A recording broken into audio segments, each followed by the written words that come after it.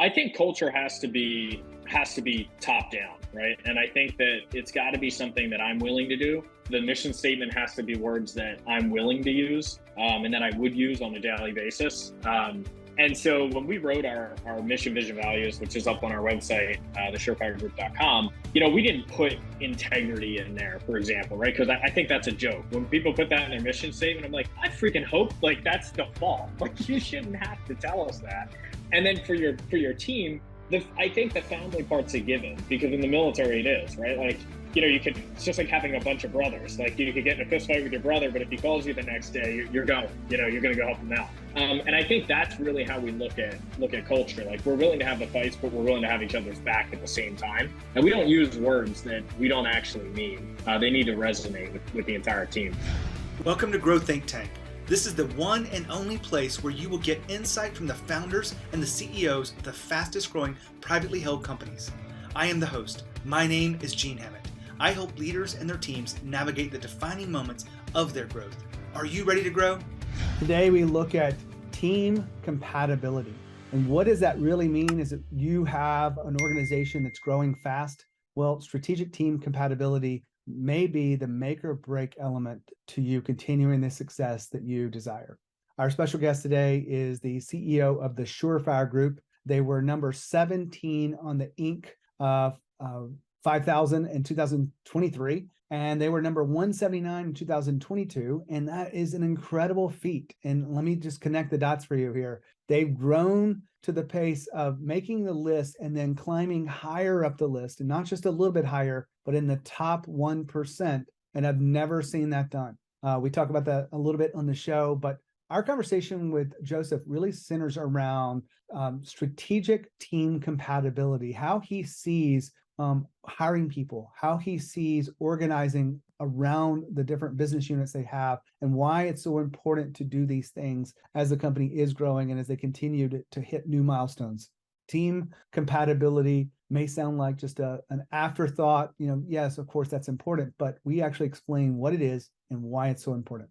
My job here is to help you grow your business and help you become the leaders that your team deserves. If you want executive coaching, we can serve you. If you want leadership development, we have certainly an offer there that I think is world-class to turn managers into leaders. But the main thing that you can do, if you're interested, is get a free evaluation. It's called the Leadership Effectiveness Evaluation. It's a tool we've used with our clients, and we're pulling it out and doing it with people that are listening to the podcast, because if you're listening now, we know that you probably would like to have a more customized approach to what's next for your business. And so we will get on the phone with you and be very personalized and customized, going through 7 dials to look at your leadership effectiveness evaluation across your company. And that really will make the difference in your business. So if you're curious about that, just go to genehammett.com and schedule your call and mention that you heard it on the podcast. Again, genehammett.com, schedule your call today for the leadership effectiveness evaluation. Now, here's the interview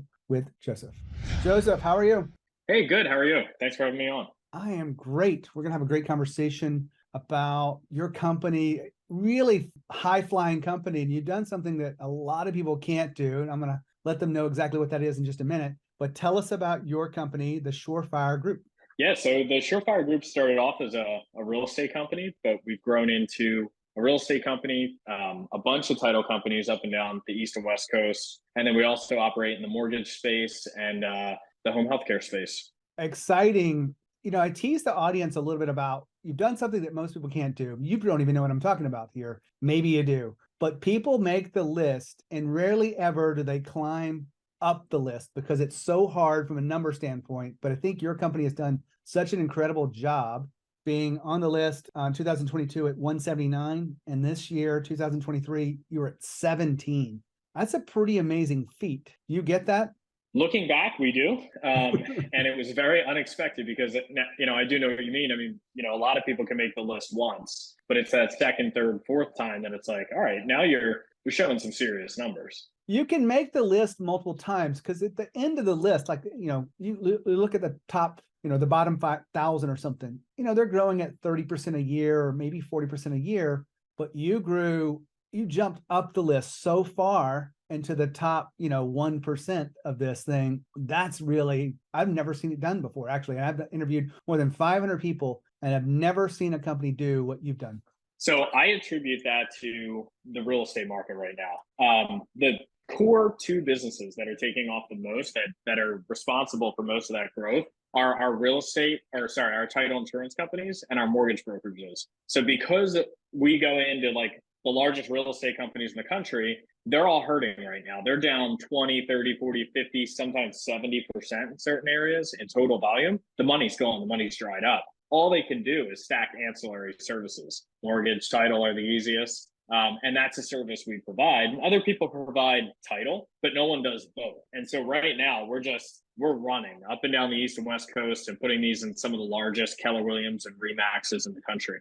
Fantastic. I just wanted to point that out here because we focus on fast growth companies, and your company has done something that we just don't see at all. I'll say it's just rare because I'm sure it happens. We can't interview everyone and track everyone that's in this list, but to make the kind of jump you did, impressive. I want to steer the conversation into what we came here to talk about. Fast growth is one thing, but how did you get there is that what our audience really wants to know. And our team does research with everyone that comes on the show. We rarely ever take any pitches from the outside world. We actually curate guests, and your name came up in your company, really looking at the research. And you said to our team, strategic team compatibility. What is that to you? So I'll start with my chief of staff.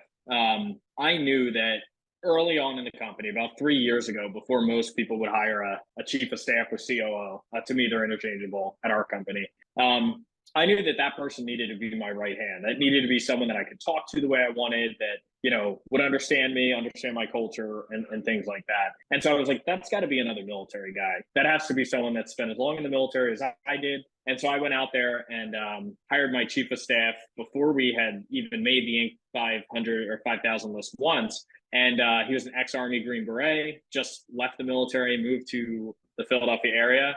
We met. I think our first lunch meeting became 3 or 4 hours and a few beers. And within a few days, we were working together. And then we've started to do that throughout every level of the organization. So we have like our core leadership team of 9 or so people. And when we hire someone for that team, everyone has the veto ability, and all divisions kind of meet together. So healthcare, real estate, title, mortgage, they're all, from a leadership perspective, we're all meeting together. We all know what each person's doing. And healthcare really has nothing to do with the other ones. But for the other 3 verticals, we kind of work hand in hand. And what's working in real estate right now is important to each division. So we give everyone kind of like a veto card, right? So, we may have a real estate leader interview someone we want to bring in the title. And if they don't like them, they can kind of, veto that decision. So we're big on human capital and just having that team actually jive. And I don't want to use the word family because it's cliche.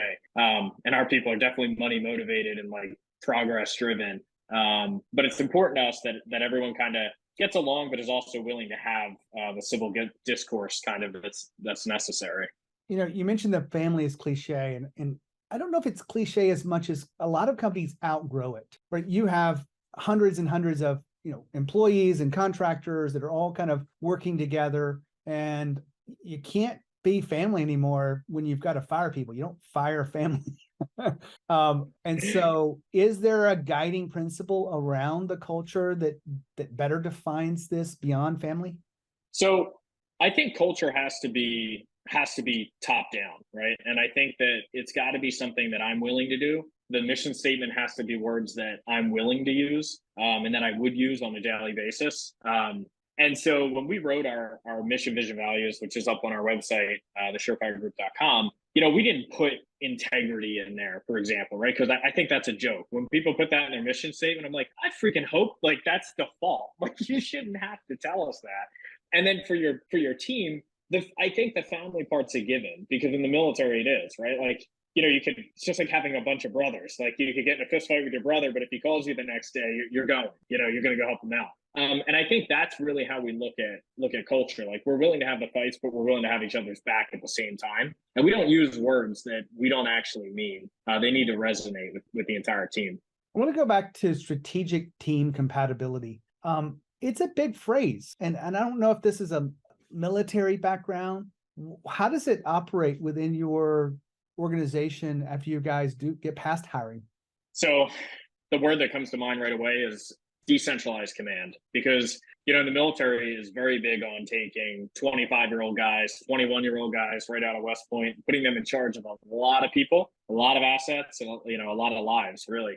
And so we operate that way, right? We trust everybody until we can't, and we overtrust, and because I think that's a quick way to scale. That's a quick way to say, hey, you're going to go run X, Y, and Z. We're going to check up in on you, and here are the standards and the metrics we need you to meet. So we like to operate that way, and we do that by making sure that I don't have to be the sole point person, and we can all lean on everybody. Like, one thing you'll never hear is, "Oh, that's not my job description." That is the quickest way to leave our organization fast, because that's not a thing in a company that's growing. I don't take out the trash. I'm happy to do it.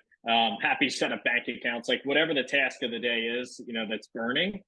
We'll jump in at any layer and really lead from the front. And we look for other leaders that are willing to do the same thing. Now, Joseph just talked about decentralized command. I agree with this concept. It's coming from the military leadership that he explained, but I want you to understand how it applies in your business. You want your people to be decision makers, to take ownership of their work, to certainly to collaborate with others, and you've got to trust them, and they've got to trust you. But you've also got to empower them. Decentralized command in this style of leadership is really about trust and empowering them to the highest level. So my question for you is, how do you increase the level of trust between the people on your teams? How do you increase the level of empowerment between you and everyone else, and between your managers and their teams? That will change everything as your company continues to grow and scale and get you out of being the bottleneck. Back to Joseph. I would have to agree with you there. I don't know if I've ever said those words. That's not in my job description. I hate that. I hate when people say that. 20 plus years, 25 plus probably. But I appreciate you sharing that with us, because I think a lot of leaders get frustrated when we ask something of others that we feel like they should do, and they put some kind of boundary. They frame it in a way, and I get it. Sometimes we're overworked, and those are conversations that we have to have about, how much can we put into this? But I have a lot of conversations about, how do I get my people to want more? How do I get them to be more motivated or inspired? And I'm kind of curious, with your, fast growth, reaching 17 this year on the Inc. list. How do you inspire and motivate the people around you to go even further than they believe is possible? So to answer that question, I have to say that sometimes you outgrow people you thought were going to get you there. And those are some of the hardest business moments. When I started my title company, we were a small real estate brokerage. We had 5 agents. The girl running the title company was a friend of mine. She worked in a family business for years. And by 2019, the signs were there that she just couldn't handle the size. She couldn't handle the size when we were one company. And then she definitely couldn't handle the size when we had 5 title companies in the country. And now, having 20, she definitely couldn't handle it. So it all goes back to, again, people will hang on to people like that out of fear of, what don't I know? What keys does that person really hold? And every story I've been told where someone didn't fire, it's always that they didn't fire them soon enough, right? And it's never as bad as they thought it was going to be when they fired them. And I think that that's a really important part to getting people on the same page and running in the same direction, because when your team is as tight as our team is, if someone starts failing or slacking, they're immediately going to call into question, hey, the hell are Joe and Derek doing over there? Like, they don't see that this person's not doing part of their job, and you start to look like a weak leader and someone that really doesn't have their finger on the pulse, like you said you did and claimed you did, because you're leading from the front, right? So, we're good at that. We encourage everybody. We look at it a little bit as a failure if we have to let somebody go, but we hope that when we do have to let someone go, we do it soon enough and not too far along. So we're willing to trade up the team if we have to. And we're always looking for better players. Hopefully we can coach them into those positions, though. Now, Joseph said something that I've said before. Sometimes you outgrow them, meaning you may have employees that were good for you at one level, but they just don't continue the growth with you as the company scales. The company may be scaling into new markets, new business units, or in ways that they're just not prepared for. Maybe it's the pace, maybe it's new skills and strategies that are necessary. Maybe it's just a new level of confidence. Whatever it is, sometimes people don't make it. So you have to coach people up or coach them out. You coach them up so that they learn how to grow as fast as the company is growing. And you coach them out when you need to make space for someone else. it really is doing them a disservice by letting them not be in a role that they're able to operate and able to optimize around. And your job as a leader is to make sure you coach them up or coach them out. Just a reminder from me. Back to Joseph. You said what was on my mind there, because we talked about coaching before we put on the recorder today, Joseph, and you said, I really find that I really need to coach the people around me. What does that look like? You've got 100 plus people or 500 people with the contractors, and you certainly can't coach everyone. So what does the coaching look like from your perspective? Yes, I'm not the speech giving CEO. I don't write fancy speeches. Sometimes I write really long, nice emails. But my way of coaching really is that, people will see me jump in any role in the company and get it done and fix things. And then what I've done, particularly for our salespeople, is said, like, I can't possibly devote time to coaching a couple hundred salespeople, right? But I'm happy to be there for them one-on-one if they meet a few criteria. And so I wrote a book, which initially was supposed to just be a book we distributed in-house to all of our realtors, called Maintain Your Gear. And it was like, there's no BS in there. There's nothing for me to sell. It's like, these are actual things I've done. Like, you want to know how to buy 100 properties? This is how I did it. You want to know how to start a healthcare company? This is how I did it. Who was my mentor? This is who he was. Like, it's very step-by-step, deliberate. And as long as they read that book or listen to the audiobook, I tell all my people and really anyone who reads it, they can reach out, ask me questions, go through it. I'm happy to really kind of put my money where my mouth is. Over time, I've invested too much time in people that really weren't invested, but maybe they were trying to show interest just to gain something, like pretend like they were interested in me just to get ahead. But I think for me, it really is about leading from the front. And is everyone on the team willing to do exactly what you're willing to do at the leadership level? Because if not, that kind of goes back to your core values and mission statement. All of that must flow top down. And you got to get rid of people that don't believe in that. We've recently made, a couple months ago, we made a bad hire on our mortgage side. And it was very evident within a couple of days that this guy was so hated by the organization that people were submitting their resumes to replace him. Now, when you get to that level that quickly, there's not much you can do but drop that guy. And so we did. We held firm to that. He didn't meet the core values. We let him go. You've talked a number of times about letting people go and not waiting too long. I want to switch gears a little bit here. You talked about, the importance of human capital and putting the right people in the right seats, which isn't my phrase. You don't own the phrase. But how do you actually make sure that you get people in the right seats for your company? So, you can only vet people so much. And I think at some point you got to put them in the seat and see what happens.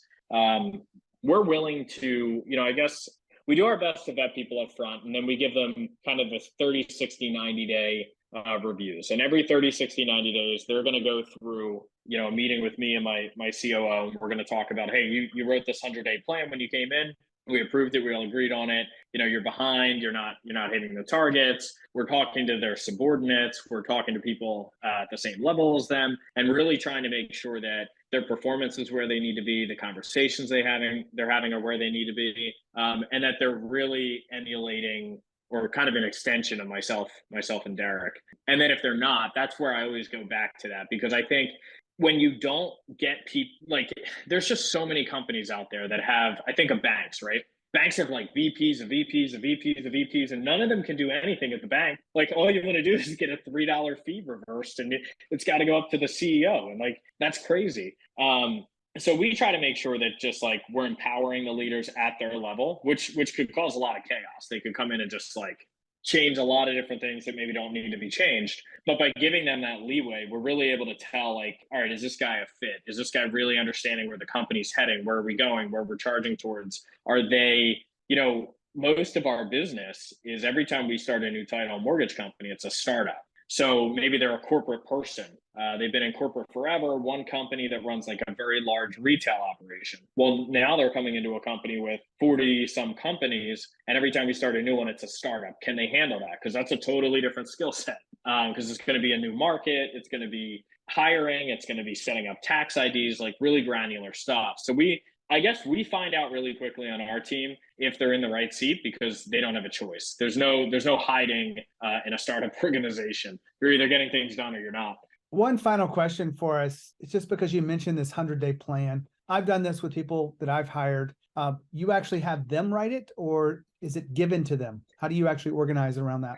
Yeah, so what we like to have them write it. We give them full transparency in the organization. We say, these are the people you're going to be working with. These are your direct reports. Here's the phone number of all those people that you might need to talk to. Let us know what reports you need from the company as far as revenue goes, all that stuff. Of course, they sign a non-disclosure agreement, and then we say we want you to put together a 100-day plan, and we're going to fly out to meet you, and we want to see what that looks like. And I would say as they get through that 100-day plan, right away whether or not this person's bullshitting you or truly understands the organization, and are they truly an expert in their field. And you'll know because you didn't give them any indications of what you wanted in there necessarily. You told them what the high level vision was, 30,000 foot view, and now they're backing into it in the 5-page PowerPoint slide. And I've done this before where we've sat down and said, wow, this person understands more about the company than we might. This is impressive. And then you've sat down and said, well, they definitely have used this at multiple job interviews, and it's total BS. So I like that. I like to put it in their hands. And that was a piece of advice I got from a friend of mine down here who sold an optical company to Johnson & Johnson. And that's kind of how he's always done his executive interviews. And so the 100-day plan would be for the executive interviews. And this is before you hire them or after they're hired, before they start? Before they're hired. Okay. I love it. I mean, actually, I wanted to highlight that too, because I feel like it's an important piece for me. It lets you know who someone is, how they think, how they, even if you're available to answer questions for them, the questions they ask are really important to know. Are they going to be able to handle what's in front of them? And so I really appreciate, Joseph, your time today. We focused most of the conversation on got to get the words right, strategic team compatibility. And I really appreciate your wisdom. Yeah, thanks, man. Thanks for having me on. Wow, what a great chat I had with Joseph. I really love his clarity in building the team around him. And the strategic team compatibility is something that I feel like is very important. A lot of people don't talk about it. This is the first conversation we've had like that on the episode after more than 1,000 of episodes. And so I really want you to take notice of what that was today, see how it applies to your business. And if there's anything we can help you out with, let us know. Love to be considered for your next executive coach, or if it's leadership development that you're seeking where you want to turn your managers into leaders, we've got something for you there that's very special and proven. So just reach out to us anytime you want, genehammett.com. That's where you can schedule your call with me. When you think of leadership and you think of growth, think of Growth Think Tank. As always, lead with courage. We'll see you next time.